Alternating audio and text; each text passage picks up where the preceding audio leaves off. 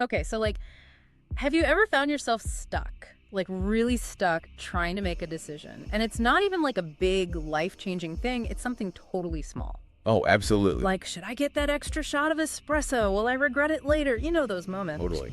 Happens to me all the time. Well, that's kind of what we're diving into today, this idea of how to escape those mental loops and actually feel good about the decisions we make, big or small.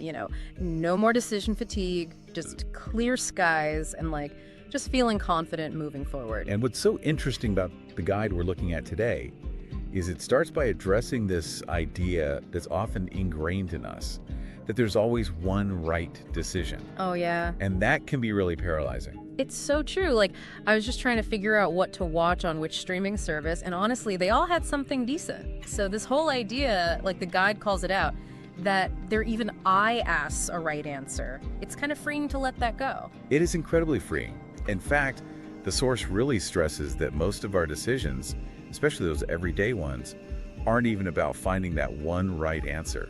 It's really more about choosing from a bunch of options that are probably all fine. They're all pretty good, yeah. Right. It's more like a sliding scale than a right or wrong. So it's less about finding the perfect and more about good enough, right? Yeah. And that's where I think this whole 70% rule comes in, right? Exactly.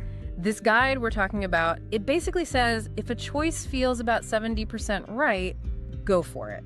Don't overthink it. Yeah. That 70% rule is huge because it really is the antidote to this pressure we put on ourselves to make the absolute best choice every single time. I mean, think about it.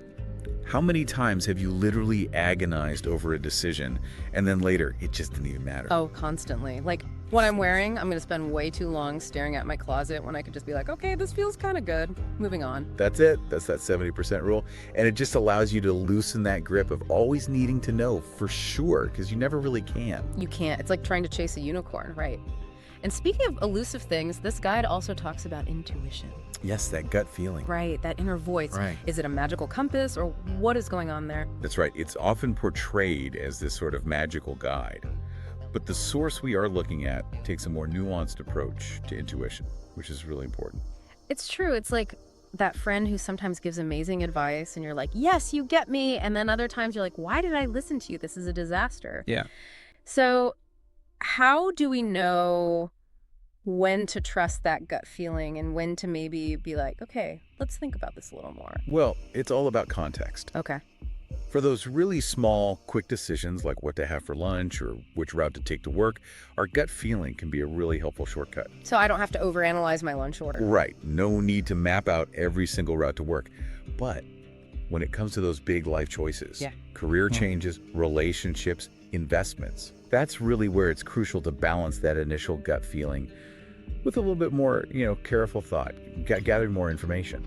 So it's not about silencing that inner voice. It's just maybe not letting it always have the mic. Exactly. I think of it as your gut feeling might give you that initial sort of starting point. Yeah. When it comes to those bigger decisions, you want to make sure that it also aligns with, what are your long-term goals and values, and really have a conversation with that inner voice. It's a process. Yes.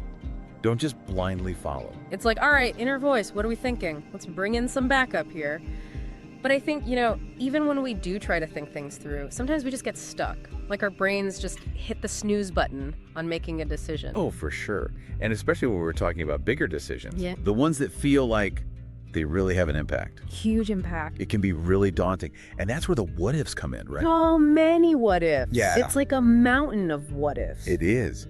And this guide we're talking about today, it really acknowledges that. And it talks about, instead of trying to make this like giant leap, how about we break these massive decisions down into smaller steps? Okay, I like where we're going here. Yeah. So like instead of saying, should I move across the country?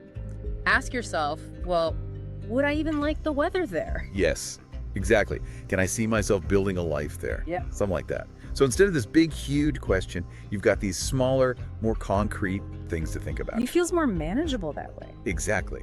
It's like taking those stepping stones. Sure. Okay, I love that. So we're breaking things down, but sometimes even then you still get stuck, right? Right. And that's where I think this guide throws in a very interesting curveball. It talks about the 5-second rule. Yes. Have you heard of this? Oh yeah, the 5-second rule. I feel like I've heard people using that for everything. For everything from getting out of bed Yes, to finally starting that big project. totally. But like, how does it actually work? Is it just like a magic trick?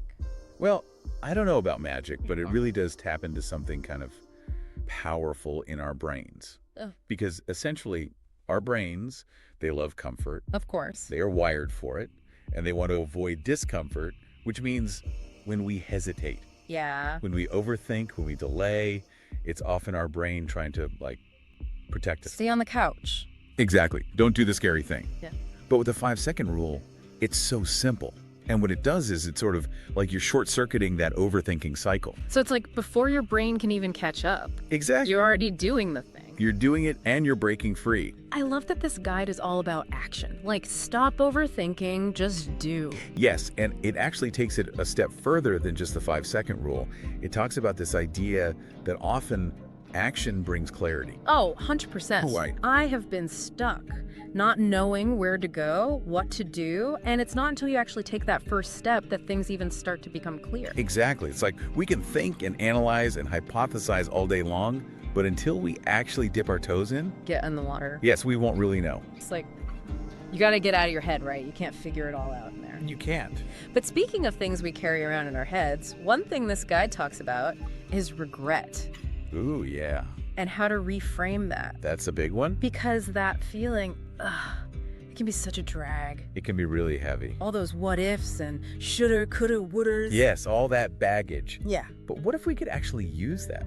What if we could turn it into something good? Turn it into a positive. Yes. And that's what this guide really encourages. It's like, think about your past decisions, even the ones you might regret. Think of those as like information. Instead of mistakes. Exactly. They're lessons. They're data points. Yeah. And they're telling you something about yourself, about what you value, what you want more of, maybe what you want less of in your life. Yeah. So it's all part of the bigger picture. It is. And maybe you can't even see the bigger picture until you have those pieces, the good, the bad, well, that was interesting. Mm-hmm. I love that.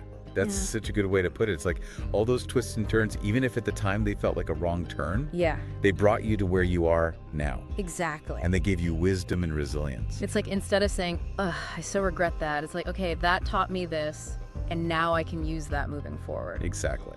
So speaking of moving forward, this guide wraps up with this really great point, which is that making decisions, it's not like some people are born good at it and some people aren't. It's a skill. You can build it. It's like a muscle.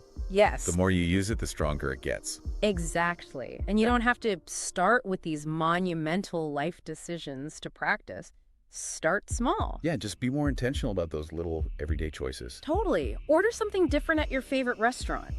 Try a new route home. Switch up your morning routine. Yeah, those little things, they make a difference. They really do. Oh, yeah. Because you're building that confidence. You're building that trust in yourself. Exactly. I love that. Well, I feel like we've covered a lot of ground here today. We have. But ultimately, what I'm taking away from this is that we really do have the power to make choices that align with what we want in our lives. We do. We don't have to be ruled by indecision or weighed down by those past choices. And honestly, just recognizing that, that's freeing. It is. And it's about finding that joy, that freedom in the journey. It's not about being perfect. It's about trying, learning, and seeing where you end up. So as you go about your day, your week, your life, remember that you have everything you need within you. Trust yourself, make the choice, and see what happens.